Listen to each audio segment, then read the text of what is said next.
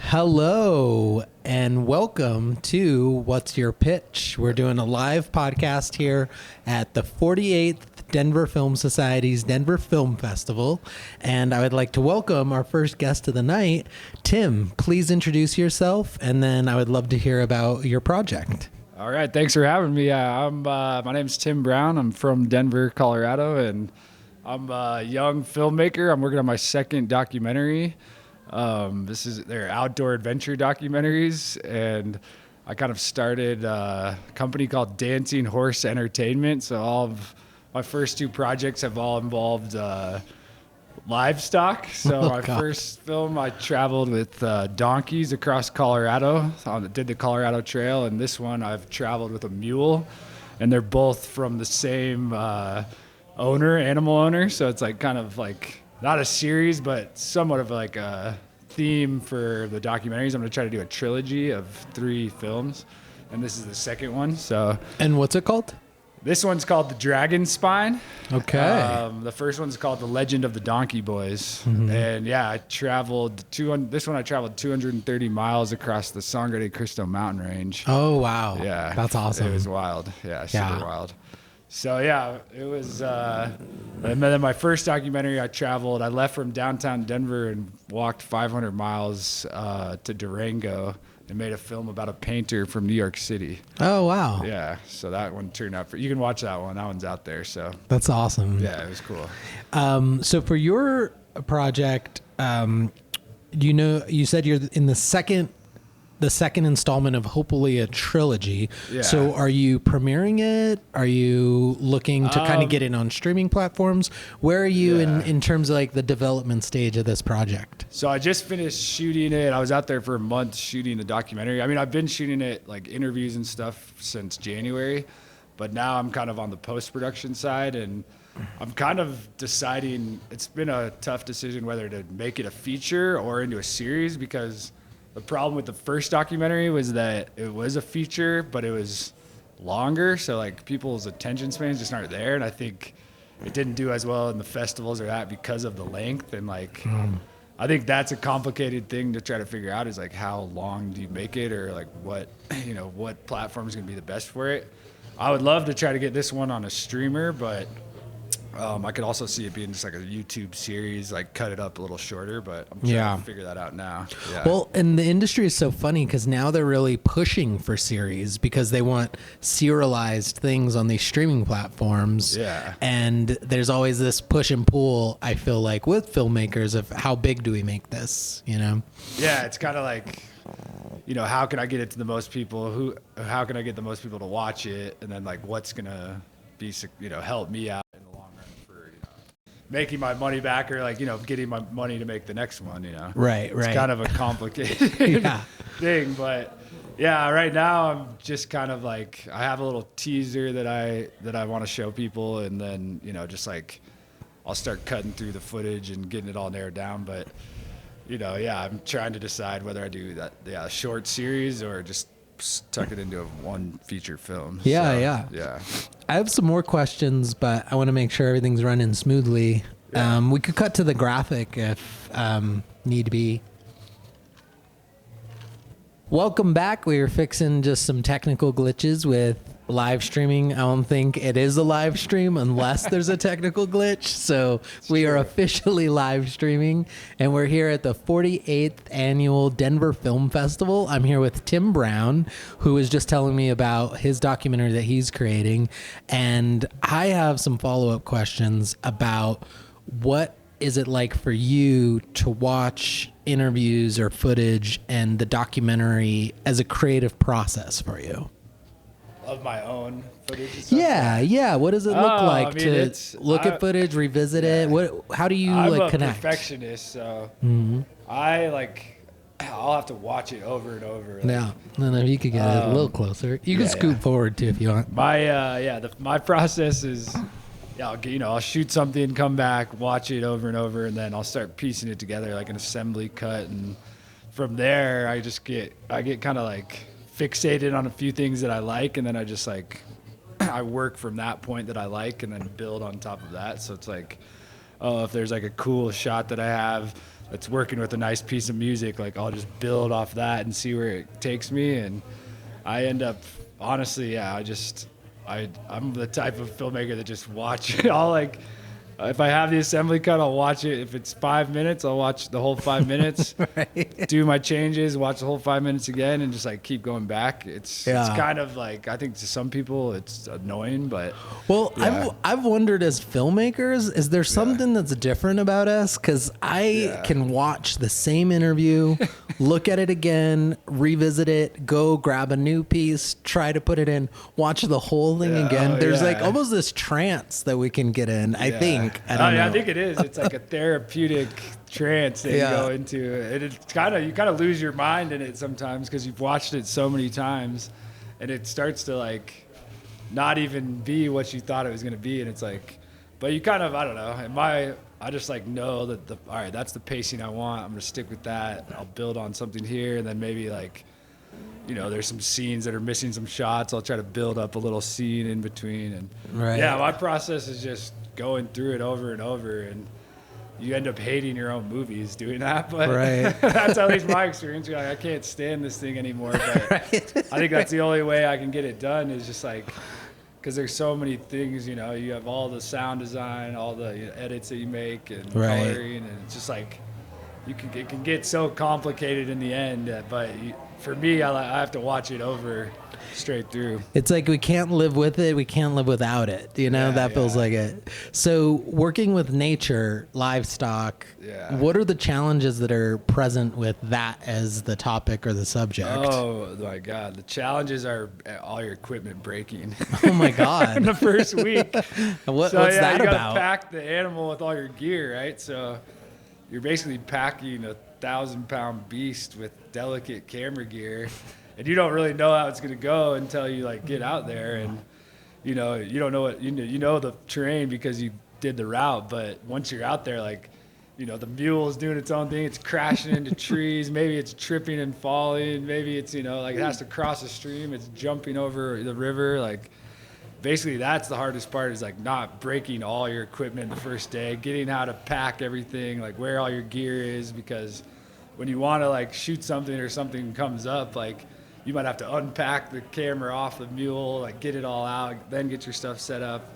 So it's kind of like a big routine of like packing this thing, unpacking, when you want to shoot, where you're going to shoot. Right. So you kind of have to have a little plan of your day and get used to the animal. And then once you get everything figured out how to pack it, it gets a little easier. But that's probably the biggest challenge, is how do you get that expensive equipment on a mule to travel 15 miles each day. Yeah, so that's awesome. The donkeys, that was insane. They were flipping over backwards and like crashing down in streams. The mule was a much stronger animal for sure, so we didn't have as many issues, but yeah, that's awesome. Pretty crazy. What about in terms of wins? Was there a certain shot or a certain scene that just came together that feels like a real win for your shoots? I feel like so basically what I was doing was I was going 200 miles along this mountain range that just juts out of the ground. It sits on two of the highest alpine valleys in the world, and it shoots up to 14,000 feet, but it's only at the widest part 17 miles, so you basically can cross over to the next valley. So I'd cross up and over these ridge lines, and the big successes were these moments where I'd film, like I'm up there at 13,000 feet with the mule, filming the landscape, filming out into into the valley and seeing these amazing views, and you're like, wow, like, yeah, this is footage that no one's really has, you know, 'cause who has done this with a mule at 13,000 feet? No one's doing this, and like, I don't even think I should be doing it. Right. So yeah, those were the wins, I guess, was when I I drew it out a certain way, and then when I got up there to the points where I knew I was going to film, it was like, oh man, we're here. Somehow we got all the gear with the mule up here, and we're filming this amazing scene kind of thing, yeah. That's so awesome. So that was pretty cool. Yeah. What advice would you have for an up-and-coming filmmaker, creative, if they're just starting their journey? If you're just starting, you just use what you have, and like, you got to go after it. I mean, even if you don't think you're skilled enough or you don't have all the equipment, just use what you have and make something, anything, like it's a muscle memory for sure. It's like you got to pick up that camera and just shoot something, even if it's just your iPhone or like your dumb camera that your dad gave you when you were younger Right. or something that if that's all you have, that you could still make something with it. And I think a lot of young filmmakers get like scared, or they get worried, like, oh, I don't have the right gear, I don't have the right skills, or well, it's not really about that. It's like about your vision, your story, and how what you see in the world. So like, doesn't matter what camera you have, doesn't matter what audio you have, like you can still make something, and you'll get better each time you do it. So Yeah. that's my opinion. Yeah. No, I love that. And I want to echo that and double down on like showing it. And when we had that little break, I was saying how technically I've improved, and I look at stuff I made before, and I'm so happy that I made it and showed it and didn't really feed into that insecurity, and just like, this is what I made, knowing it could be better, and then learning how to do it better. And it just takes time and tools and so resources. much by like seeing the product that you made, and like even getting feedback too. Like even if it was like, you're really proud of it, but maybe somebody really likes it, but they have like, oh, you could have done this better. Or like, what you could have done with that. Like, you definitely have to show your work too. I think you can't be scared to like put yourself out there. Yeah. Because I mean, it's gonna be bad for a while when you first start. Have you had this phenomenon where you watch the final output and then you show it to an audience, and suddenly you notice all these other things? Yeah. That is like the funniest phenomenon as filmmakers, where it's like, what is that? You're like, that's You get there, all that work, and then that one little thing's just picking away at you that you forgot. You're like, dang it, What happened to me is my first premiere of my big film, I showed it at the Bug Theater here in the Highlands. Had like 150, 200 people, had the donkeys there. That's awesome. The film's going, and one of the main mountain ranges in the film, I misspelled it. Oh, God. Multiple times. Right, and everyone... The feedback from everyone was like, you misspelled that. I'm like, what? I'm like, did you like it? Like, no, all they saw was that you misspelled that word. I'm like, God dang it, So, it's like, if you're just starting out, you got to go for it. That's really all I can say, because you'll get better and you'll meet people, and your like technical skills will get a lot better just from shooting it, editing it, and doing that. Over and over. So, well, if people wanted to follow along on the journey, is there any websites or social sites you want to plug? Dancing Horse Entertainment on YouTube is my channel, so you can watch all my films that I made, and my first documentary, and this one I'll probably have like the teaser and the updates. So.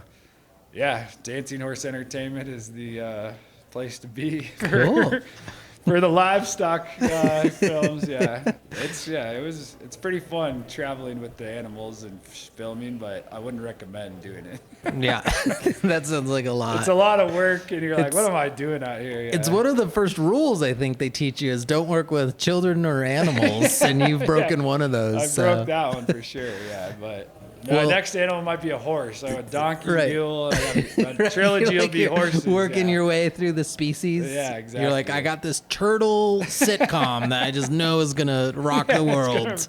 It's going to be great. So, Well, I want to thank you, Tim Brown, for coming and being the first guest on our podcast. And I'll be definitely enjoying the festivities afterwards too. So I'd love to talk to you again in person. And sounds good. Sounds like an amazing project you're working on. Yeah, it was cool. It's going to turn out good. I'm excited for it. So, Awesome. Cool. Thanks for having me. Thank appreciate you. it. Yeah, take care.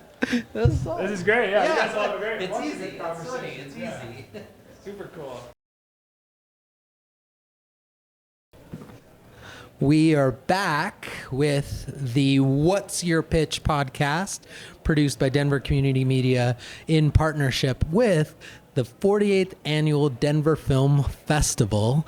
And I would like to bring on our second guest to the podcast. Hello, Ninja, but please introduce yourself, and I would love to hear about your project.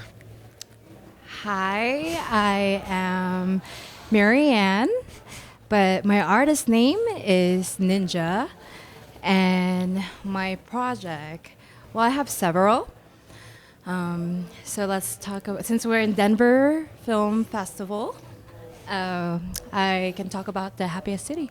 Yes, please. All What right. is the happiest city? So I have a film that is a documentary film, and it's called The Happiest City ? So San Luis Obispo was deemed like the happiest city in America by Oprah and National Geographic in 2010. And as a social scientist, I ask, happiest for whom? That is the project that's currently in post-production, and it's a series that I'd like to create in the next 10 years as I've examined happy cities in its neighboring cities, and as well as I would like to go venture out in other happy countries, such as Finland, and make a documentary and actually share and talk about like potential misconceptions that these cities may have. Yeah. I would love to hear more about the call of happiness and what about that theme really calls you. What are you kind of looking for or attracted to when it comes to that subject? Okay. So let's see. The story that inspired me to call for happiness, well, it was my search of happiness to begin with. I was young. I was just 19, and around 21, like I made the American dream. So I worked hard. I'm the first generation to go to college. Got to go to UCLA thanks to community who paid for my education.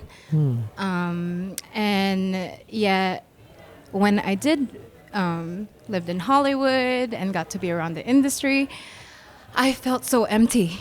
Yeah. And I just felt like people in Hollywood, Beverly Hills, felt more superficial, and therefore I did study sociology, and I was dating someone at the time that their parents lived around San Luis Obispo County, and got to visit there, and I thought, you know what, I'm going to volunteer here to do my social work field and actually leave Hollywood and see this other this interest that I have when it comes to giving back to community. And it was, I guess, finding my purpose. And so in 2017, I moved to San Luis Obispo. And then after hearing that Oprah deemed this the happiest city, it made me question, like, again, happiest for whom? Because affordability of housing is not really there for my age group. People sometimes have to work 2 jobs, and then maybe, they get to do what they love as artists or musicians. And in 2020, this was the time when I started seeing the unhoused crises get worse and worse. And just walking around South Higuera, that's where the social services were, and I'd see like a tent encampment pop up, right? So I decided that I can explore this with a documentary, and it's co-created with the Next Gens. And so it's the voice of the next generation. So it's Ninja May and the Next Gens. So it was 2020 when we were all in our bedroom and we were thinking of finding a story. How can we shine light on issues that we care about and the stuff that's like, such as the housing crisis getting worse and worse. I decided that, okay, this is what we're going to do. I'm going to give up everything and I'm actually going to embed myself into this project where I'm a nomad to find happiness, and whether it's really happy cities like going to neighboring cities like Santa Barbara or Santa Cruz and the coast, and it's always the same problem. There are these mansion houses, beach houses that are empty, and they're usually vacation houses for rich folks. Right. Yeah. Yeah, it reminds me of billionaires who are like, I want to live forever. And it's like, well, if your life is that wonderful and comfortable, that maybe living forever really is. Like, but if it's difficult in daily life, what that experience is like, and just hearing your project, it's like, you know, not everyone lives in the same city. And it's like the name is the same, but the experience is different. And I find that very insightful and really beautiful to bring that to light. And yeah, I think it's such a... Personally, I've struggled with housing insecurity and chose a creative life and lived in New York and always lived with like 4 roommates, and then things would fall through and then we'd scramble and have to find something. And then I moved back to Denver. And I was like, man, Denver has cheap rent. I'm going back there. But between when I left for New York and came back, they legalized marijuana, which just completely changed it. And I was shocked at the prices when I came back, and just like really struggled to get on like my feet.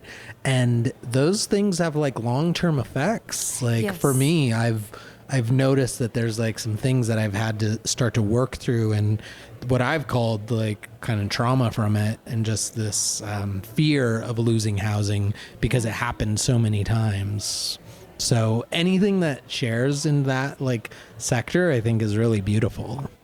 Yeah, and usually, like, for instance, it was the legalization of marijuana that increased the housing here, right? And Yeah. it changed the culture of the city itself, right? So when Oprah deemed it the happiest, they saw a spike in, like, real estate. It does attract people there. And, yeah, that's called bellwether. And so a bellwether roots from the sheep that wears the bell that leads the flock. And as a sociologist, it's a person, place, or thing that has an ability to influence and set trends socially, politically, economically, culturally. So with her power, her own bellwether as someone who is an influencer, not in an influencer sense, literally a bellwether can influence.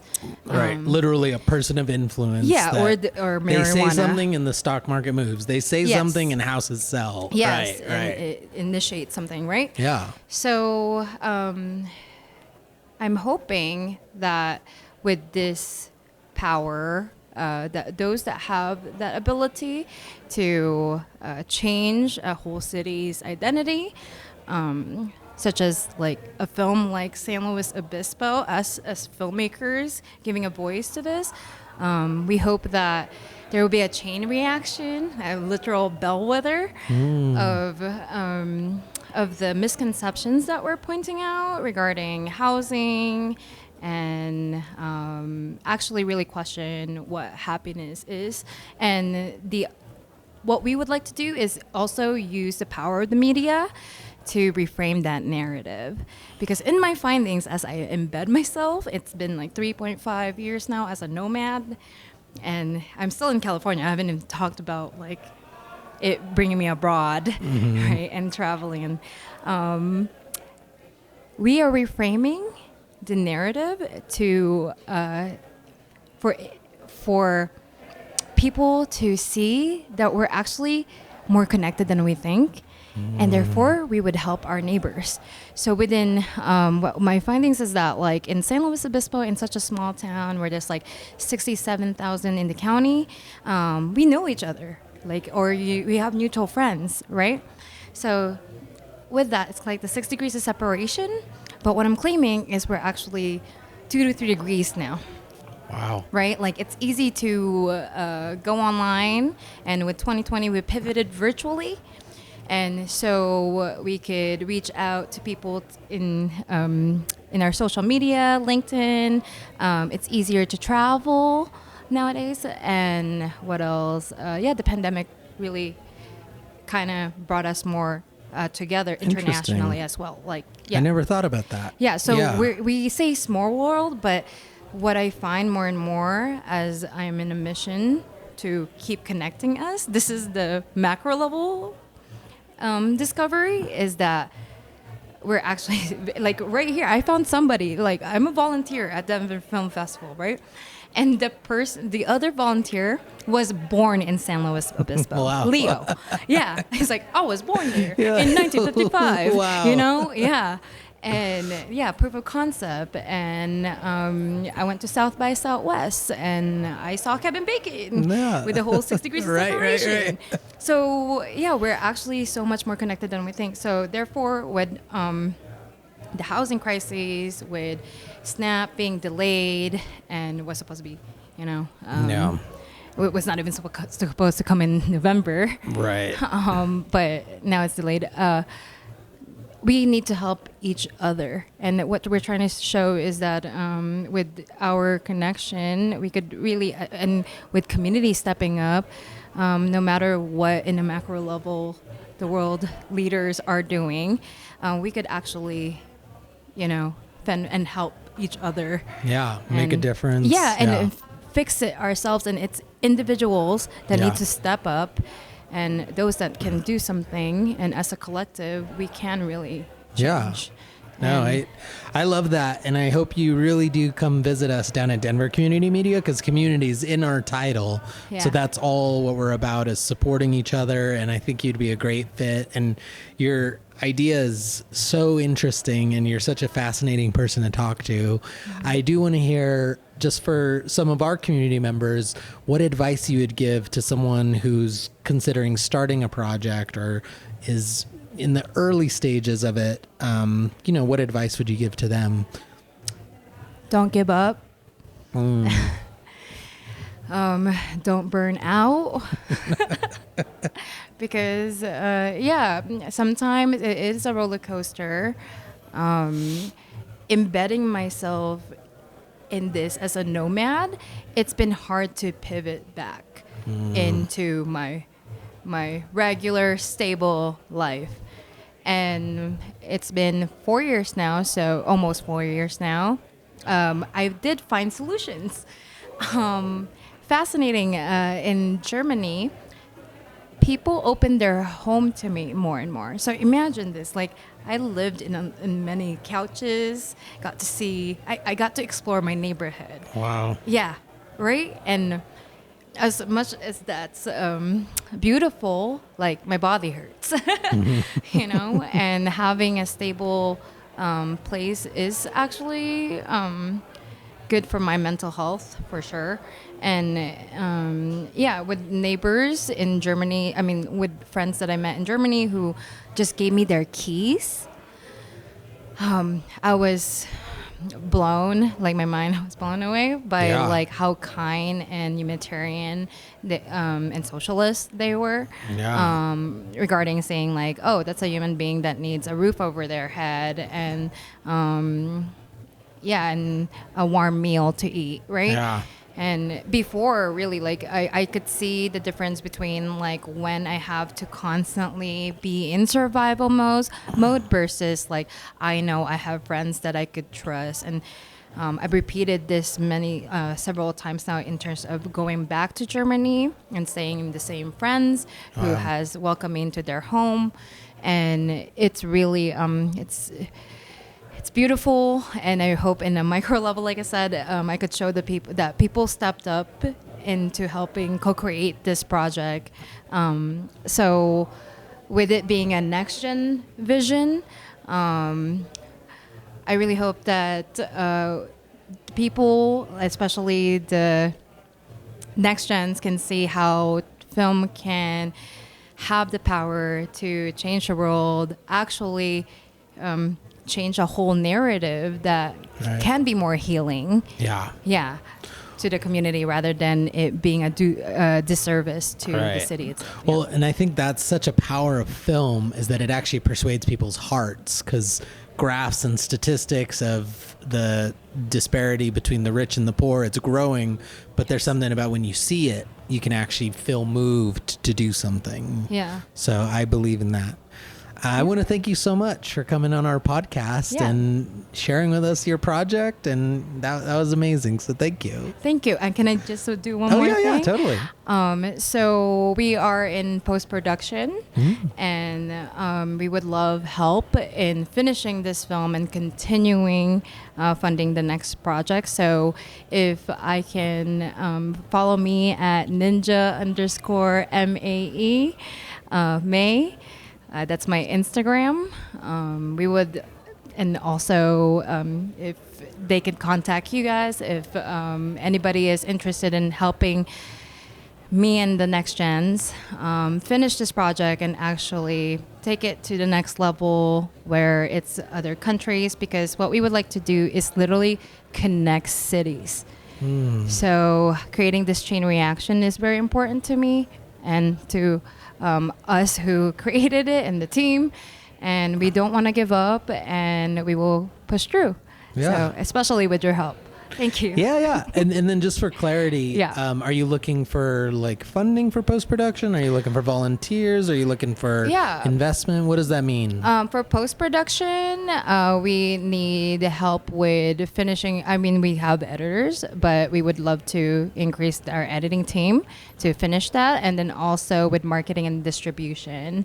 So since it's a documentary, but I have my other projects, like I said, it would be unique in terms of the way I'm going to do the underground release of the first 2 series. Oh, cool. In these other festivals like South by Southwest, Con. I've been exploring these festivals on where like the spot is. So yeah, we would want to have at least 50K to 75K to get us to the next project, but also it's marketing and getting us that distribution deal.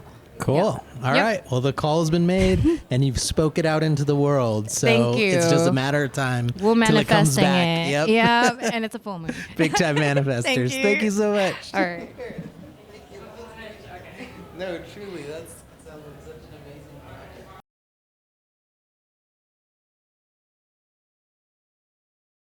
Welcome back to What's Your Pitch? This is our live podcast from Denver Community Media in partnership with the Denver Film Society, who so graciously invited us to come and interview filmmakers, creatives, writers, actors of all kinds, which is the great setup for my next guest. So if you would introduce yourself and let me know what you're working on. Hi, my name is Renee Meyer. I just got cast in a play at Stage Door Theater in Conifer. It's a pretty small venue. It's in a parking garage. I didn't even know that it existed before I had auditioned for them, but I got the part, and I'm really excited because, I had been auditioning for I'm getting into it. Yeah. I had been auditioning for a month.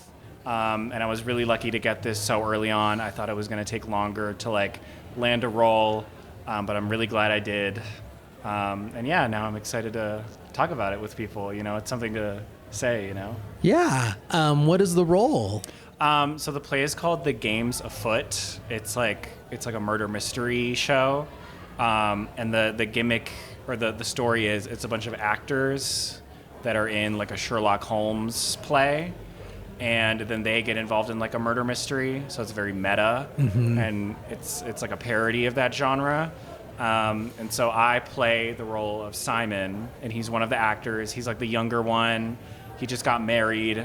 He's a little bit of a hot shot. He's got a chip on his shoulder, and so that character is very fun to me because he's very he's very snooty and full of himself, and I'm not that person at all. So it's really fun to play somebody like that. It's an ensemble show, so it's got I think 6 or 7 principal characters. So it's like a lot of lines. Oh, wow. And that was really, I guess, daunting because this is like my first professional acting role. I had done like theater in high school, basically. Okay. Yeah, but the great thing about auditioning for acting roles is they have to see you. Like, you can just sign up. Mm-hmm. And I signed up on Colorado Theater Guild.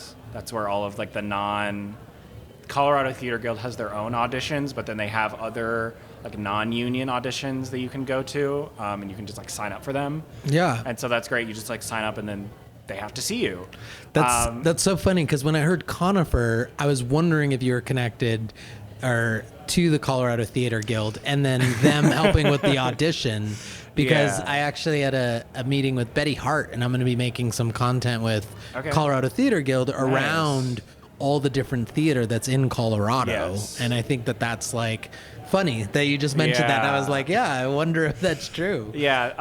I want this a little closer to you. Oh, sorry. Because I love what you're talking about. I want to make sure everyone hears. So I am not part of the theater guild, but what I've learned is that there's so much theater in Colorado. It's just so Right. spread out. So like Conifer is like a 30-minute drive for me. So that's going to be a bit of a challenge, but it's so weird that like you go basically anywhere and there's like a theater doing a show. It's probably comparable to theater in like a major city like Chicago or like New York or something. It's just so spread out everywhere. Yeah. Which I guess is nice. I do wish that Conifer had a hotel or an Airbnb, because I don't know where I'm going to be sleeping when I'm doing the show. But yeah, I mean, it's cool to know that those places are out there. Yeah. Yeah. What has been one of the challenges of this role? I mean,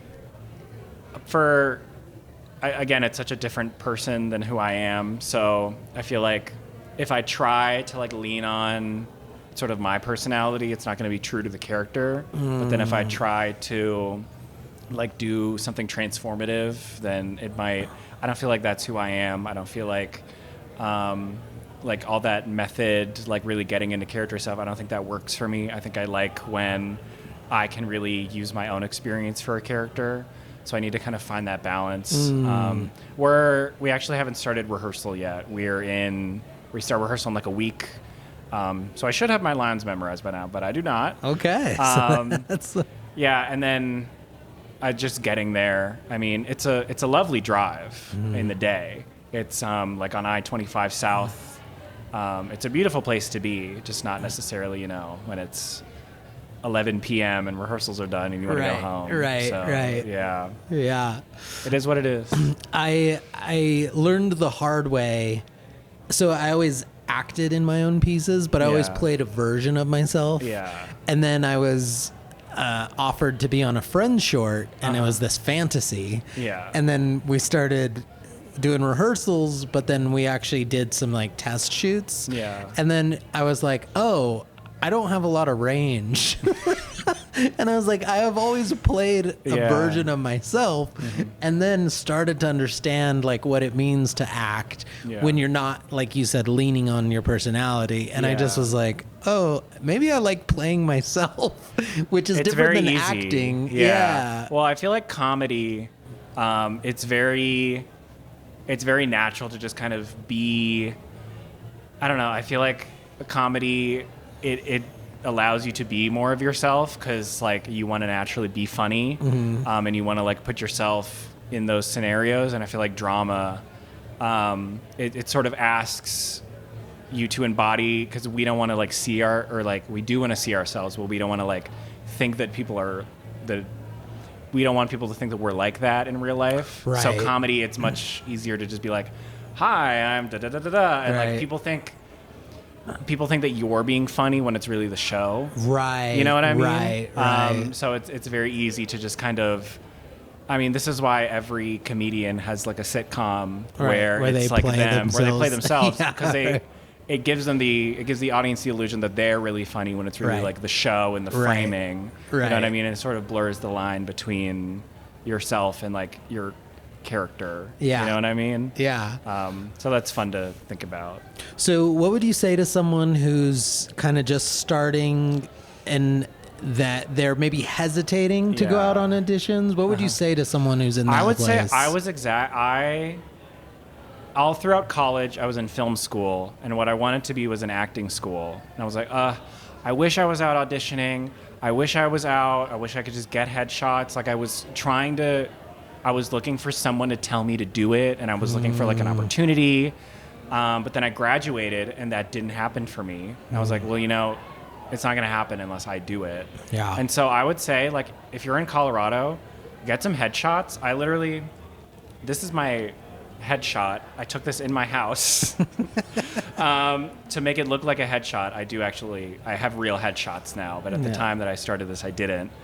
Just print yourself some headshots, get a resume with what you have. And if you go on Colorado Theater Guild, you can just sign up for stuff and they have to see you. Wow. And even if it's really bad, you still went out and did something that day. You still like showed up. And that was really motivating to me. It's like, well, maybe I didn't get the part, but I still, put on nice clothes and I comb my hair. So just like see it like that, see it as like you're doing something productive and you're getting out of the house. That was like really big motivation for me. And just think about it like, if it happens, it happens. If it doesn't, it doesn't. Like, don't get attached to like one show, because that was another thing that I really did was I was like, oh, well, this show is like perfect for me. So if I don't get it, like, I'm going to be really sad and like, I wish I was in this show so bad. But if sometimes you just don't and you just need to like move on to the next thing or like just keep it moving. Just keep it moving, because it's so easy to think about, you see a show that you really want to be in and then you're fantasizing what it's going to be like, and how can I do this thing in the audition that's going to make them love it, right? Yeah. So you just need to be like, here I am. If it happens, it happens. If it doesn't, it doesn't. You know what I mean? And I feel like people are attracted to that confidence. You know what I mean? I find that the auditions where I think I did a bad job are actually the ones where I got, because the callback for this show, The Games Afoot, I thought I did like okay, and then after my audition, she was like, "Hey, are you available for callbacks?" And I was like, "Sure." She was like, "Well, why don't you come to callbacks?" Yeah. Whereas the shows where I walk out of there, I'm like, "I killed it. I did a great job." I didn't hear.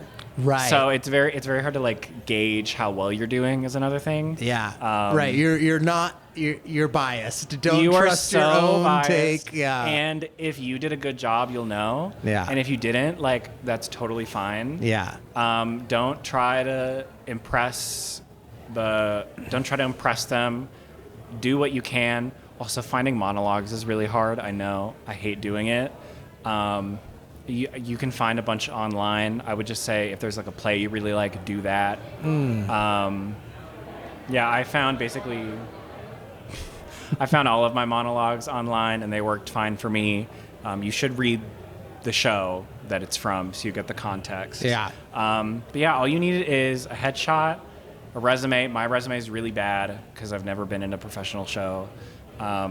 And like a monologue that I found online. I love that. And it took me like 2 months. Yeah, and just going for it. Just go for it, and like, you never know what's going to happen. I feel like there's probably an opportunity out there waiting for you if you go and find it, you know? Yeah. Yeah. Well, I really want to thank you for coming on to Absolutely. our This was a live lot of stream fun. and sharing your experience. And I think that those messages are truly amazing for our audience. So thank you so much. Thank you so much. Yeah. This was cool. That was awesome. I'm like, now in my mind.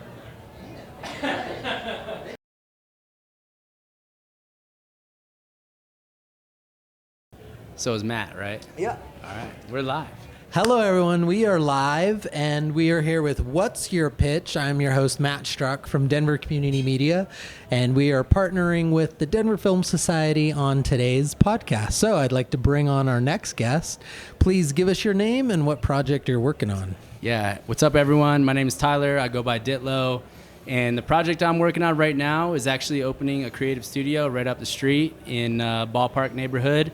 It's called the Department of Creative Pursuits, and basically we are a creative hub for anyone and everyone trying to pursue creative things, whatever it is, mostly with the focus on visual arts and photo, video, and just the things that you can see with your eyes, but we're open to literally any and all creative pursuits. That's awesome. Yeah, so absolutely. we have a question about where you are in the development phase. So this sounds like this is new, you said? Yeah, this is relatively new. So it's something that I've been trying to get off the ground for a while, and then recently partnered up with my business partner, Keese, and made this happen. So we're open, but still kind of building things out. It's not necessarily like a creative idea or film or anything, but we're hoping to turn this into something that people can come and do those things in our space, as well as allowing it for a place for us to do the things that we want to do. So yeah, we're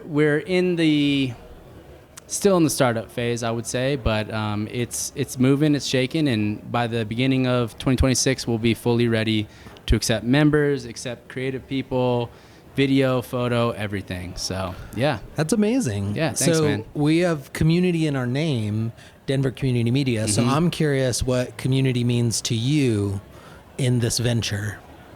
Look, the community to me is everyone that's around me. Mm-hmm. Like, I'm open to anyone and everyone, as well as the Department of Creative Pursuits. We're very similar to what you guys are doing, just on a more grassroots scale, I would say. And just community to me is basically anyone that I interact with. So it could be someone on the street. It could be someone I've known for 20 years. It could be someone I've known for a year. The way I like to think of community is just anyone who is open to new ideas and has an open mind. I love that. Yeah, thanks. What has been a challenge with the Department of Creative Pursuits, if you're willing to share with our audience? Yeah, so I'm definitely willing to share. Honestly, I mean, it's challenging doing anything without... the question we get asked most is like, oh, who are your investors? But it's no one. It's just us. That sweat equity? Yeah, exactly. We pour into it. Yeah, the biggest challenge has just been things not happening fast enough. I want them to happen. We're moving really quick, but I want them now, But I realize that this building community, building a space for the community takes a lot of time. And so that's kind of been a challenge I've dealt with. But yeah, I mean, really there's no challenge that can't be overcome. And with the way Denver is and the support that we get from our community and the people around us, it's not really that bad. Yeah. What would you say to someone who's considering starting a space, considering doing more of their creativity, and they're feeling a bit hesitant? What would you say to encourage someone in those shoes? I would say go for it. Why not? Denver needs more of it. Yeah. Let's go. I love that. Yeah, we need it. Denver needs it. Yeah. Make the space. Look, it's not competition, it's collaboration. Like, we recently found out about you guys and we want to partner with you guys. Like, we want to build that community. We want to build that collaboration. We don't want the competition. Look, it's a small world out here. We want to bring everyone together. So let's do it. And if you're thinking about it, let's go. Let's partner. Let's make it happen. It's not as hard as you think. I promise you. The support is there. The people are there. The people want it. The people need it. Let's make it happen. Yeah. Yeah. If people are interested in following you or reaching out, where should they go to connect? So if you guys want to follow us, check us out at docp.studio is our website, and then we're Department Denver on Instagram. And other than that, stop by. We're 22nd and Market, right there by Coors Field. So our door is always open. We got a big logo on our door. So ring the doorbell, knock, whatever. Open up the mailbox, check us out. Yeah. Let's do it. Let's go. I might be by there next week, so come by. Let's do Any it. day. Awesome. Let's do it. Hell yeah. Thank you for having me, man. Thank you so much Yeah, for coming absolutely. on. Thanks. Good to meet you, man. That's awesome. Yeah, 22nd and Market. fun, You were right around the corner. Let's go. Dude, it was nice to meet you. I'm glad you got some.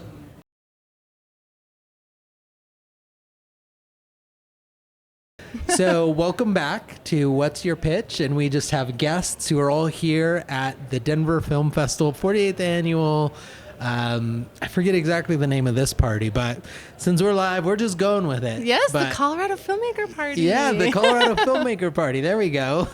So I would like to bring Shauna Schultz to the show, who actually already knows Denver Community Media. So we're not strangers. We are friends, and was recently interviewed by our friend Nick Fiorella for Set Talk. So even though I gave that spiel, I would love for you to introduce yourself and what you're working on. And yeah, we'll take it from there. Sure. Yeah. So my name's Shauna Schultz. I'm the co-founder of Mass Effects Media and 38th and Post, which are based here in Denver, Colorado.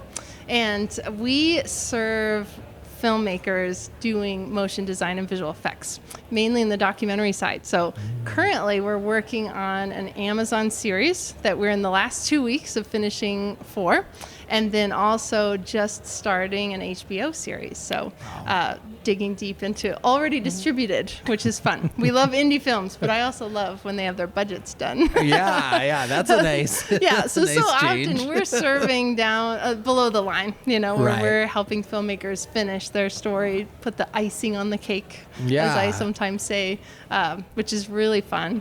But being that we're in post-production, it's great that I get to then work with multiple films a year. So, 10 or 11 films versus when I'm producing, I'm doing one film every 3 to 5 years. And Right. so that's really fun to get a taste for what our community is doing, what filmmakers are needing. And part of that led to the development of the town hall, Right. which is a statewide event where we bring people together within the industry to feel heard. And so we're actually just running our second one, so the second annual, because I'd like to continue it, Yes. is going to be on November 15th. So when I think about what I'm working on, there's kind of like my day job, and then there's like my community organizing job of Wow. making sure that we're growing our industry here so that me and my team can thrive.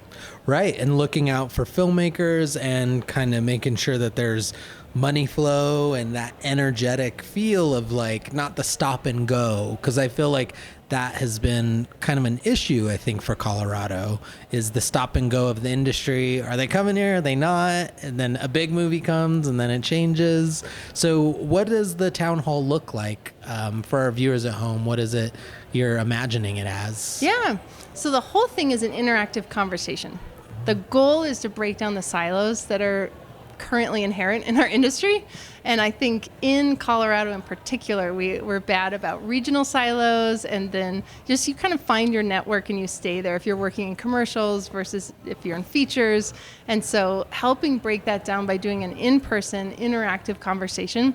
We're going to be talking about the work that we started last year at the first town hall, was presenting this idea of a framework of how to grow the industry, which we're calling the flywheel. And there's 6 different spokes of the flywheel that are categories that we can focus on to say what programs and initiatives within those do we need to start on to really make meaningful pushes on our flywheel to get the momentum we need. And so a year ago, I presented the concept, and over the last year, I've been gathering up leaders to work on how we can come up with the solutions to really push initiatives and programs for that. And so October 3rd and 4th of this year, we brought together 37 leaders from the industry. So Wow. different nonprofit organizations, the government, different municipalities. So like cities came and joined. Wow. Independent producers were there. Other companies like my company were there. And we took a 2-day workshop to work through this framework to really say, now, we've heard the community.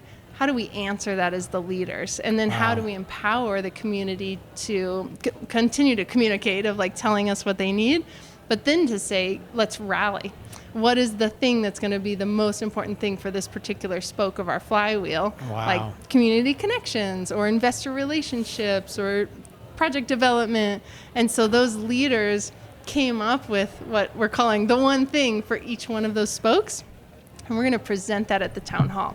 So now we're bringing it back to the community a year later to say, well, this is what the leadership thinks of people. And when I say that, I just mean the people who are willing to show up and the people who run the organizations and government. Here's what they think we should do. What do you think about that? So that's Wow. what the format will be. It's a simultaneous experience in 7 different cities. And so we currently have 7. Last year we had 4. So we've added 3 more cities this year, and it'll be host-led. So each Oh of my the places gosh. that you go, it's the same experience, but it'll be with your local community. So we'll see each other over a Zoom call, and we'll see all 7 locations and be like, hello, get our Wow. updates. But then you interact locally, because I think it's so important for us to find those leaders and to plug in locally, but understand the full ecosystem of where everybody is. And so that town hall is designed to help encourage that.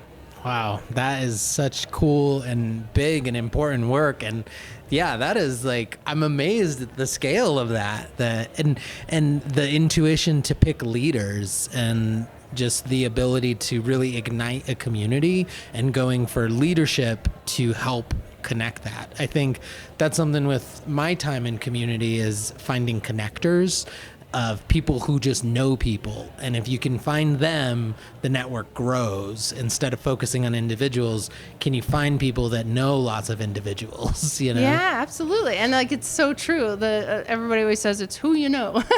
Yeah. And it's true. It Because is, it's yeah. a relational, service-based industry. Right. Where we have to work together, we have to connect, and you want to work with people you trust, because you're spending a lot of money every day that you're in production and you're in post.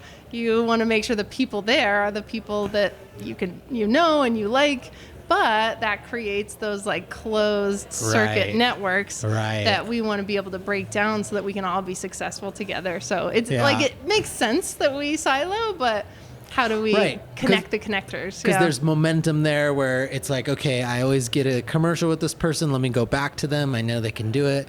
And then I know this person does narrative work. They don't really do commercials, so I'll go back to them once every 3 years, right? Exactly, And yeah. like bridging those connections, I really love. What would you say is the biggest win of this year that comes to mind with the work you do? I feel like, so we had the first film that we've ever worked on that premiered it in IMAX, and I think that was a very fun win. So Girl Climber just came out. We did the graphics package for it. So we did the opening title sequence and then a set of maps so that you could understand where Emily Harrington was on her climb.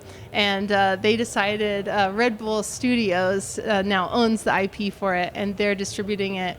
And they were like, we're going to do an IMAX release. So we helped reformat the film, get it into IMAX, and then Wow. go to see it on that giant screen. It was like, this is why we do what we do. This is very fun. So, Yeah. and it looked amazing, so the story is about the Emily Harrington, who is the first female climber to climb El Cap in a day, so under 24 hours.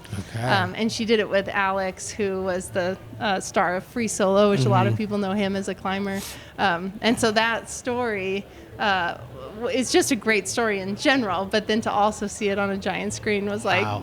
this is a first for us, which is very fun. Yeah. With all these big projects and these big movements, what would you say to someone who's just starting out, someone who envisions being able to work with these kinds of brands and names? What would you say to them? I would say my best advice is show up. It is who you know. It is important to network, and to start to get known means you need multiple touches. So a lot of people are always like, how do I work for your company? And we're a small shop, like, we've only got 10 people on staff. And so there isn't a lot of turnover and a lot of job opportunities. But for us to know you exist, an email isn't enough. So a cold Right. email being like, here's my reel. Right. Okay, Show up. Right. I got 100 of those. Right. But when you're showing up, so like even this event where I see people multiple times, you start to build those relationships, and you do business with people. And so, doing business is just people and people. So building those Preach. relationships is so important. So show up. I think that's the biggest thing, is to be there and be helpful. That's amazing. That's the perfect note. And I think our audience and everyone at Denver Community Media definitely will benefit from hearing that. So I want to thank you for being a guest on our live show tonight Yes, and I love making it. an appearance. And I'd love to definitely talk more sometime. And yeah, this was an amazing interview. So thank you. Yes, good. So, And everyone needs to sign up November 5th, cfva.com/townhall. do it. Yes. Everyone do it. It's free. Oh, also, if people want to connect with you, how do they find you, and how do they reach out? Yes. So our website, you can see our work on our website and get our contact there, which is massfxmedia.com. We worked on the social dilemma, and so I'm very, very off social media, but LinkedIn is probably the best place to find me, and I'll answer those. Okay, perfect. Thank you. Well, thank you so much. Yeah, that was amazing. You're doing such awesome stuff. And yeah, the town hall, I remember it.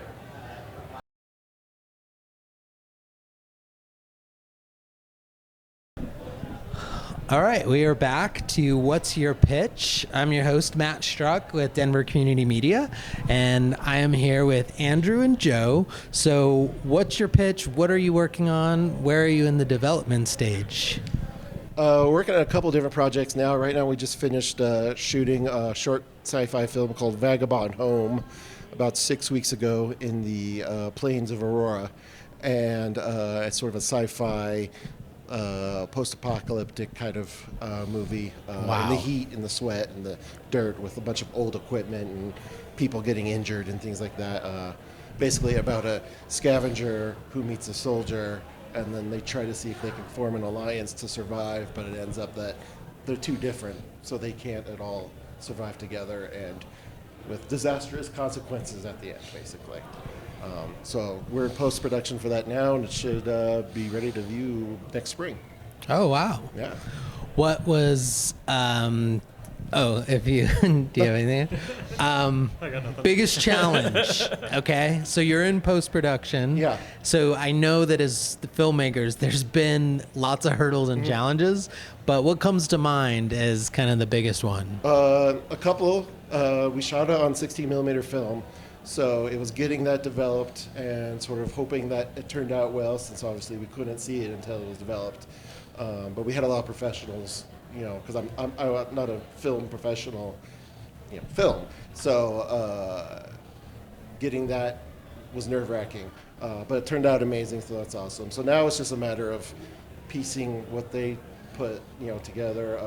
We had some sound issues because we shot pretty close to the airport, so we had some airplane issues that we are Several airports actually. So we're dealing with that airplane noise and sort of hopefully implementing it into the weird sci-fi world that we created with the film. That's amazing. I love more sci-fi. Let's have more. Yeah. What about you, Joe? What would you say is a big hurdle that showed up during filming? I mean, it was really a dream project. You don't get a chance to do really high quality short film, with a really good budget behind it. Really, like, some of the best actors in town. So there's not a lot I can say. I mean, production's hell. It always is. It's hard to put your finger on one thing. I think just the crew cohesion. I feel like film sets can be kind of tribal sometimes, and I don't feel like it always needs to be that way. Mm-hmm. And so I think just kind of, it was the first time with the crew, and just kind of getting everybody like fully bought in to what you're doing. Cause I mean, we do weird stuff, right? Right. And, it takes that kind of buy-in. And I think it's just, it's just finding the people who you really want to stand next to for 12 hours, is tough. I'm impressed at the 16 millimeter aspect. I've collaborated with friends and we shot on 8 millimeter. I have a couple Polaroid cameras that I like to use, and it's the physical medium that is so different, and it must add a whole layer. What would you say to a filmmaker who is just starting out and is really early in their career? At Denver Community Media, we have a lot of members who have a lot of creative interests, a lot of creative desires, but aren't quite to like a production stage. So what would you say to someone new in their career?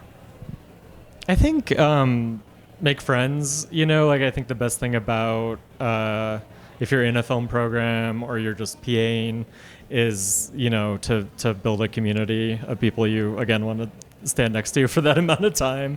I think there's a lot of focus on kind of networking up and trying to pitch to important people and find important people, but I think it's just as valuable to have the people who you want to come up with together. Mm-hmm. And collaborate back and forth, because that's really invaluable. Yeah. My advice was just to make it. Just make the film. I went to film school and it was useless. And now I'm here. This film in a lot of ways was my new film school, and I learned so much more on the year that Joe and I put together this movie than I did in all of film school. And those 3 days we shot, like, just blew my mind. You know, Wow. so yeah, I would say however you could make the movie, just make it. You know, yeah. I love that. So if people are interested in following the journey and reaching out, where could they find you, or how can they connect? Yeah, we have a website that we're building now off of his production company, West of Center Productions. So you can find that. Also on Instagram, we have a page set up for that too. On just look up Vagabond Home. which is Vagabond Home. Vagabond Home. Cool. Yeah. I'll definitely be checking it out. So thank you so much. I know this was a short interview, but we just wanted to hear, the idea. And again, more sci-fi and sci-fi happening in Colorado and high quality, all those things you said. I'm like, yes. Absolutely. So, yeah. all right. Yeah, Thank you. Thanks a lot. Thank you. Quick and dirty.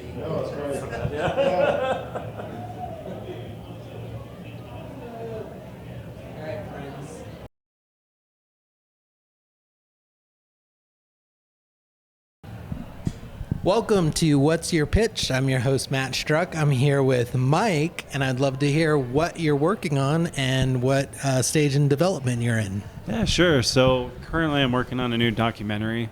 I love a lot of outdoor adventure film. So this one in particular is about a family who's finishing all the 14ers in Colorado for their son. Fortunately, he died of addiction. But through his addiction, when he had moments of peace and clarity and solace, he found them up in the mountains, like many of us do. So I'm documenting them finishing this for him. And he started, I believe he finished 23 of them, and they're on 42. So they're getting up there. So it's been incredible to go with them out to these mountains. I do a lot of climbing myself. And I love filmmaking and I love mountaineering, so it's a perfect fit for me. Wow, combining those two passions. Yeah. And what stage are you in again in the development? I would say production, yeah. In production, Yeah. okay. But it's interesting. Documentaries, I mean, you can't force a scene. You can't even script it, right? Like you can just go as far as you can with planning, but you never know what's going to happen. Yeah. And I do need to wait for this family to come. They live in Minnesota, so when they come out to Colorado and go to one of the mountains that we have planned for the film, then I go with them. So, but yeah, production phase for sure. Yeah. That speaks personally to me. So I just celebrated 9 years of recovery from alcoholism. Oh, wow. So anything Congratulations. with addiction, thank you. Yeah. Anything regarding addiction really speaks to me. So yeah, I'd like to hear about that piece of the project a little more. Yeah, so, addiction-wise, their son was doing a lot of different drugs, and him and his friend were out here in Colorado. I believe they're at some hotel. Unfortunately, they were shooting up, and his friend OD'd, and he actually saved his friend. And fortunately for him, they brought him to the hospital, and his friend survived that. But for that family's son, he went back to the hotel and did it himself, and no one was there to save him. So it's a real tragedy, That is hard. And although I've never dealt with addiction at that level, it's a problem for a lot of people in a lot of different ways. It doesn't have to be drugs. Could be food, could be alcohol, could be a whole number of things. And I think it's something that touches everyone in a lot of different ways. So it just kind of spoke to me, and especially the piece about being able to feel a pause in that addiction when you return to nature. So Yeah. I feel like that's super important, man. Yeah, and showing it and talking about it and removing the stigma, I think, is part of the healing process. Because for so long it was something that was secret and shameful, and it's not. It's a disease, and just we can talk about it. You know? So what are some wins that you had? We have a challenges and a wins section, but the topic matter already is heavy. So I'd love to hear about some wins on this. On this particular film? Yeah. Beautiful moments, things that stick out. Yeah, for sure. So over the summer, we actually went to Wetterhorn Peak. That was, his name's Jake, and that was his favorite mountain out here. And I saw why. I went with Jake's dad and his sister to climb that. It's got a little nasty scramble at the top, but it was so beautiful. One of the most powerful things about making documentaries, aside from the story, is the connections you make with these. I mean, these are real people. This is a real story, and it's so beautiful. And when you're out there, I camped with them for 2 nights. I got to know them because before that we were just talking either through Facebook or messages, texts, phone call. But you don't really know someone until you spend a night out with them, camping and in person. You know what I mean? Yeah. So it was a beautiful moment. And as far as the shots and the actual film itself, I mean, these mountains they're glorious, man. There's the shots you can get with the drone in the morning in the sunlight or golden hour. It's so beautiful and crisp, and it really speaks to your heart, when you see that stuff. So following them on that journey is just like, it was epic. And on top of that, you get to climb it yourself and you're hiking. Now, it is a pain in the ass to bring all the equipment up. I don't really have a lot of people that work with me in those moments because not many people like to combine both of those passions that I know of yet. Right, double dipping on. Yeah, too difficult. I know people who they're difficult each, but combining them exactly. And I know people who like to climb. And I know people who like to film. I wish I knew more. That Venn diagram thing. You're like, I need these center people. But it's just a collection of beautiful moments out there, man. You never know if you ask a question that's going to ignite a response from the people that you're working with and people you're documenting that may ignite something you never thought of. And it really, to listen to them talk about this and what this family went through with their son and with themselves, pieces of it may be heartbreaking, but at the same time, it's beautiful. Awesome. If people are interested in finding more about the journey and where things can go, where can they get connected? MikeRossFilms.com, as well as my Facebook. I'll be putting a lot of stuff out about this film. It's going to be pretty big. I hope to include all the 14ers out here in some way, shape, or form. So if you're from Colorado, you know exactly what that means, and it should be pretty epic. Awesome. Well, I want to thank you for coming on tonight's show and telling us about your project. And sounds amazing and beautiful, and I can't wait to see it. Thank you so much. Thank Appreciate you. it. Yeah. Thank you, Mike. Yeah. We're doing them quick tonight. So. That's okay. But yeah, I love it.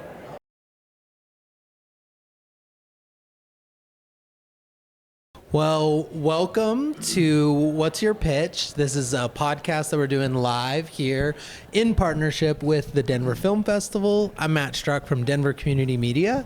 If you could please introduce yourself to our audience who's watching at home. Absolutely. And we want to hear what's your pitch, what's your project that you're working on, and what stage you're in. But first, who are you?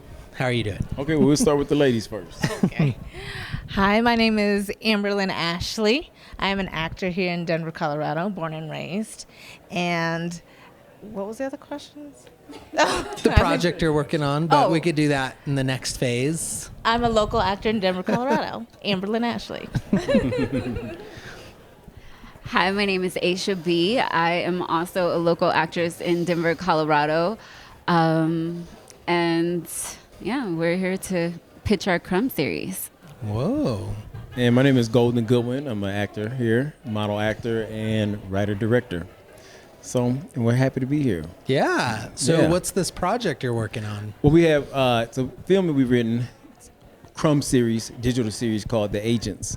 And it basically is 2 FBI agents. These are my 2 actresses here. Love it. Amber and Aisha blessed me to be on screen with them. So 2 agents go out. They're in a city like a metropolis, and they're on the hunt for solving a crime. but these crimes have left several clues, and so they're on a clue hunt. And that's all I can tell you. No. They're on a clue. Keep it mysterious, though. Yeah, it's mysterious a little bit. They're on a clue hunt, and they're getting these little tips here and there, and they're both being sent on a chase, and maybe one's being sent on a chase for a reason, and another one doesn't know. Okay. And they're my lead detectives in the film, in the agents. Oh, I was just going to say, it's kind of like the crumbs. Like, we're being left crumbs of different things.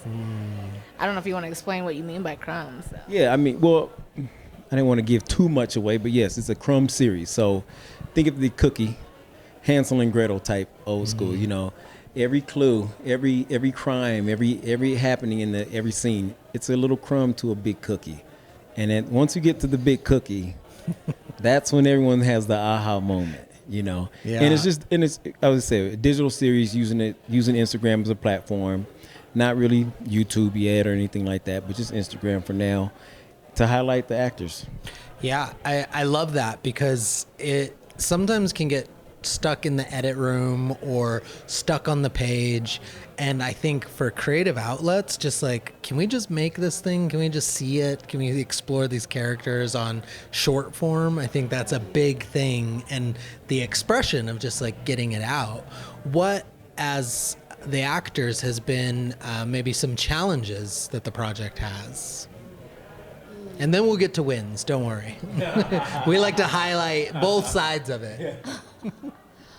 Some of the challenges, I think, is really just finding the time to get together to film the production, which is really the only challenge. I feel like we work together really well. It's just a matter of figuring out when we can get our schedule together so that way we can drop the next crumb, because we're all working actors. We're always traveling in and out of states. And just coming together to write things. So I think that's really the only challenge, is just timing and finding also other people who are willing to work with us on the project, and them having time and finding reliable talent, DP-wise, and just crew-wise in general. I feel like that's been the biggest challenge that I've noticed. What about you guys? Yeah, I would say, well, adding to that, obviously being able to try to catch these two when they're not working. I mean, I work as well, but catching these two is hard sometimes. So having the project accessible and available when they are can be a challenge, but it's kind of the beauty of it because it's actually a live story. So I would probably say one of the challenges we had on set one day, they don't really know the story, which is by design. I don't want them to know the story, right? Because every time we get on camera, it's an element of surprise. Wow. So I think that's one of the main deals. Of course, they hounded me, a few days like, what are we doing? Right. Here's the script. You're a pro. Do what you do. Right. Yeah, I think one of the it's kind of a beautiful challenge because it's not like a full script that's just written out and then we're just filming section by section. It's literally like we film one piece and then we wait for the next, kind of like a episodic TV show. We're waiting for the next episode to be written, and sometimes we get to be included, so we're all like kind of the writers together, and we get to collaborate together. Wow. And so that makes it challenging but interesting and beautiful because we're all trying to put our minds together at the same time. Wow. To make a story that we don't know where it's really going yet. I love that. It reminds me of, there's that practice where you draw something and you fold it over and someone else, and when I've been in creatives kind of like writers' rooms, I've always made a rule where it's like, we don't know where this idea comes from. It comes from us collaborating. You can't really be responsible because one person says something, then another person says something, and then a third thing comes out. Right. So win-wise, what have been like kind of the ups and the brightest parts of this project?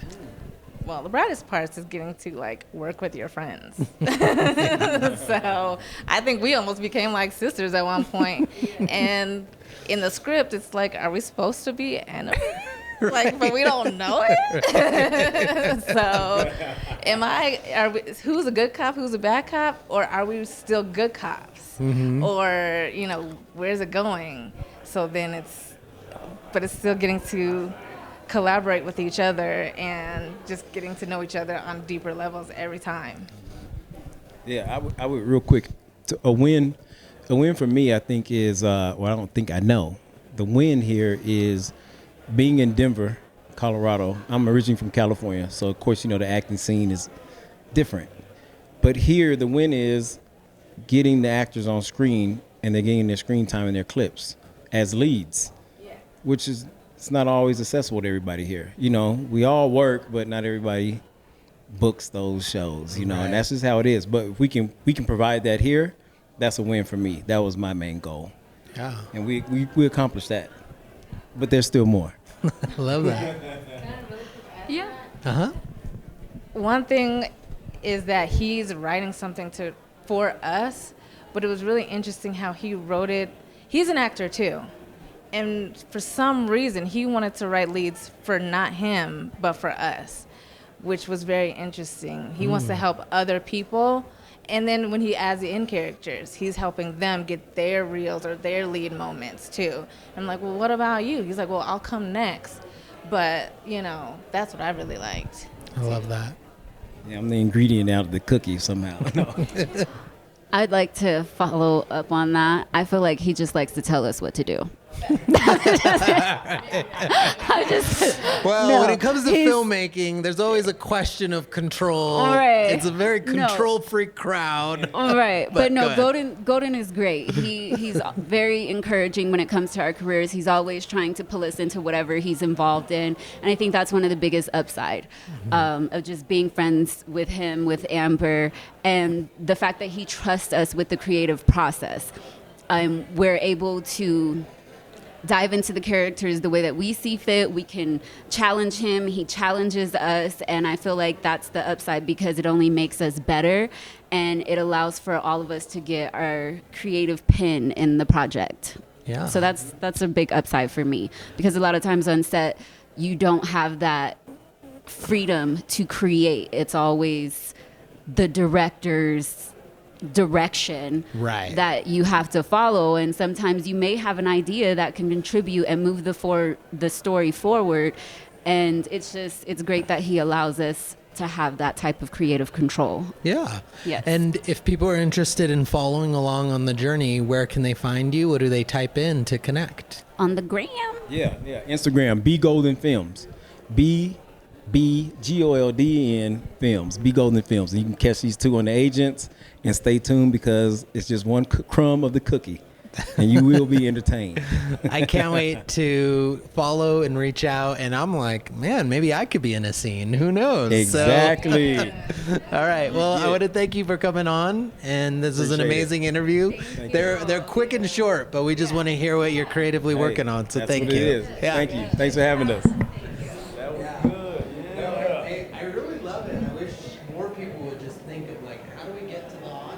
Yeah. Just cut out all the everything else out, right? And you can learn more about the characters and the world building.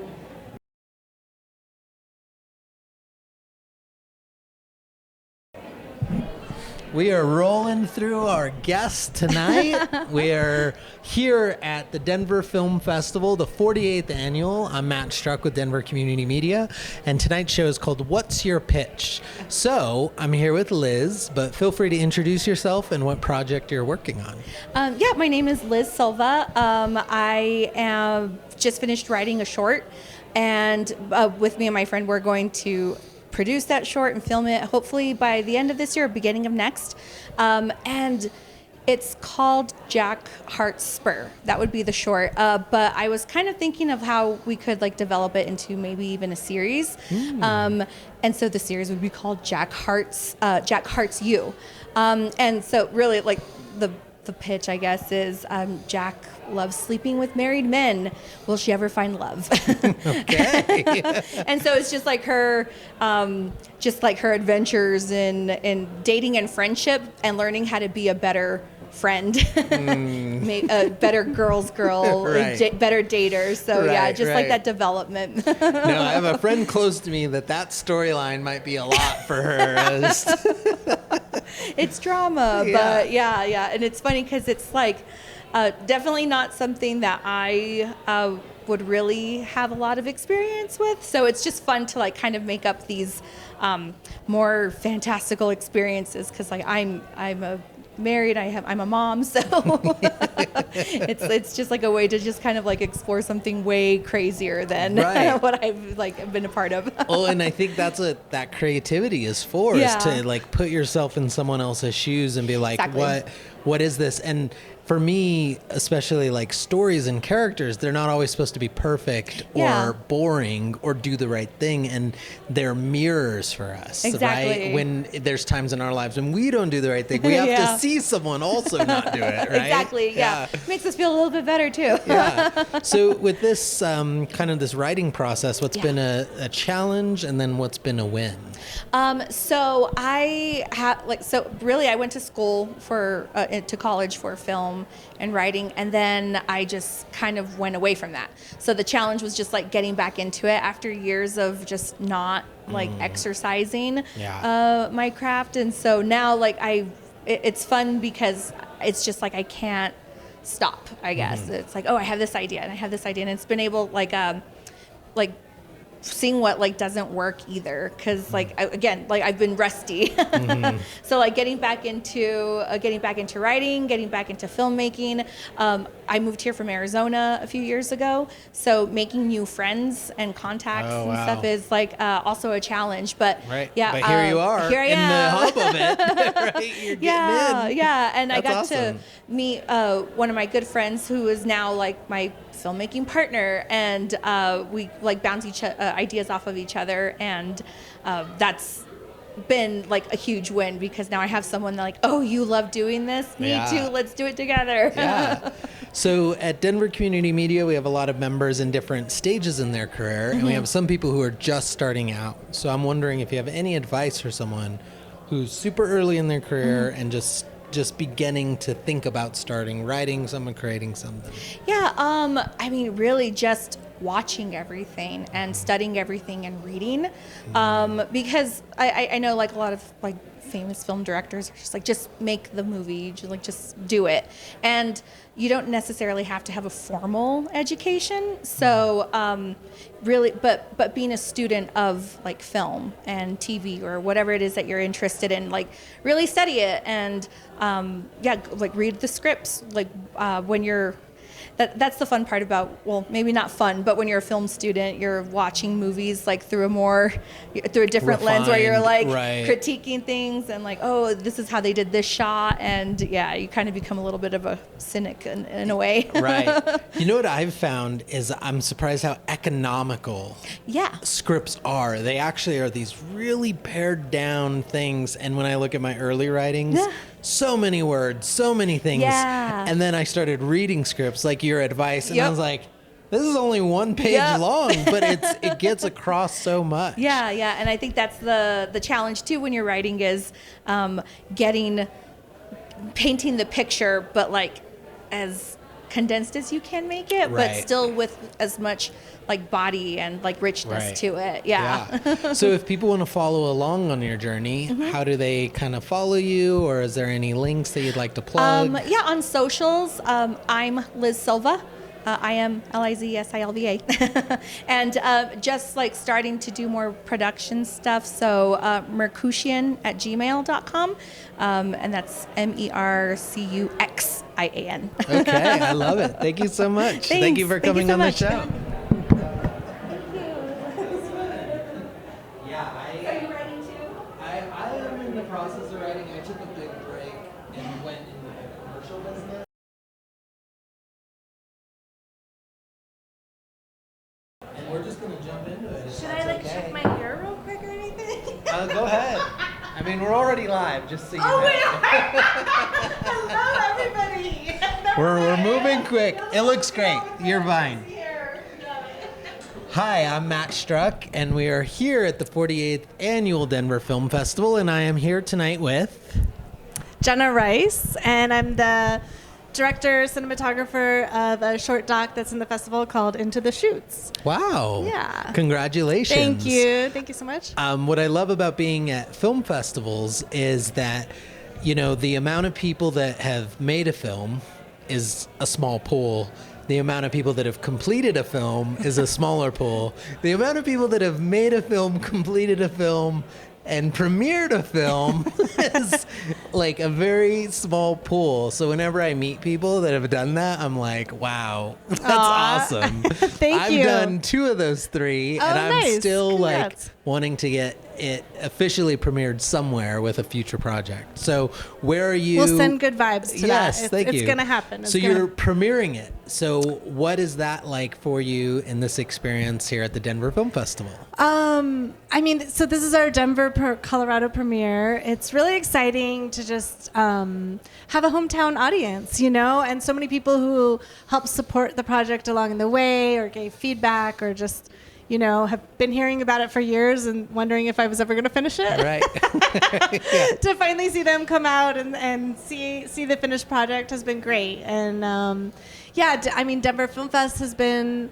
They were offered like fiscal sponsorship for it, and they've just been a really great support also. So it's thrilling to be here. I'm very excited. Yeah. Well, I want to hear more about the project. What does it follow, and maybe just some more background on it. Okay. Yeah, definitely. It's I'm looking at you, right? Yeah, you can look at me. So I follow Lee Knight, who is a queer Black non-binary bull rider in the gay rodeo circuit. Love it. And Lee, formerly known as Brianna, was, you know, ever since they were a little kid and, you know, like a city kid in California growing up, they just kind of had this dream of becoming a bull rider. And you know, but weren't sure like where can this happen, right? It's not it's kind of a hard niche thing to get into, and then they found out about the gay rodeo and they were like, okay, let me try this out, and we're gonna just volunteer. But then they kind of, you know, realized like, wait, actually, I really want a bull ride, and so that the gay rodeo gave them the opportunity to have you know, this outlet to kind of live their dream. And it's also really a story about the mentorship that they find along the way, which is with an older gay white man who was outed in the 70s when he was in straight rodeos and ended up having the KKK after him, and his barn burned down, and a lot of, you know, threats on his life. And so, you know, him and some other people found the need to create this sort of safe space where people can enjoy, you know, the Americana culture and really like kind of help redefine what is Americana culture and who gets to be a part of it and enjoy the rodeo. So yeah. Oh my God, I love that so much. That's such a beautiful story, and I really want to see this now. Aw, thank you. I would love for you to see it. What would you say so at Denver Community Media, we have different members who are at different stages in their creative career. What would you say to someone who hasn't shot something yet, really early, just starting out? What advice would you give them? Just do it. It's, you know, my first career was in photography, and I didn't go to film school or anything, and I'd worked on sets, you know, I'd helped my sister out on some of her projects and different things, but I just decided to go for it. Like, I just wanted to make this story, and of course I made a lot of mistakes along the way and I learned a lot, but when I see it, I'm really proud of what I accomplished, because it was like kind of going into it a little bit like, I don't know if I'm qualified, I don't know what I'm doing exactly, and then just doing it, and that makes you qualified, and that makes you know, you learn so much in the process. So I mean, I know funding's always a hurdle to get over, but anyone who can, just go for it, you know. I think really you know, love I started a little later in life, and it's like, oh, I wish I'd gone for it when I was younger a little bit more, but everyone has their own journey, so it's never too late. Like, follow your dreams no matter the time, and that's what this film is about too. Is, you know, Lee, the main person that we follow, it's like they're following their dreams despite what society says is the norm, or who can do this, or, you know, whatever it is. So I'm a big believer in that. Following the dreams. Yeah. So if someone wants to connect and follow the journey of this film, what links do they go to? How do they reach out? Oh, yeah. We have Instagram, which is at firewithin_pro, PRO.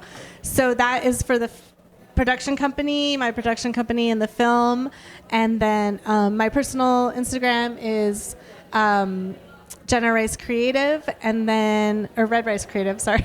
It's been a long day. Right. And then also the website, Fire Within Productions. Yeah, Awesome. feel free to reach out, and love to share the film with as many people as possible. Yes. So, yeah. Well, thank you for coming on and Thank popping on our you. live stream. I and really appreciate telling it. us about your project. So, Thank you so much yes. for your time, Thank too. you.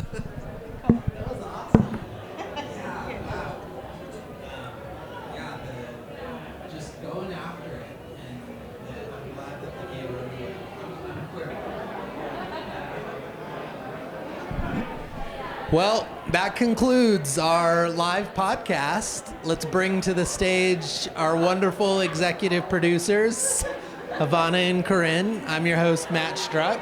We did it! Yay!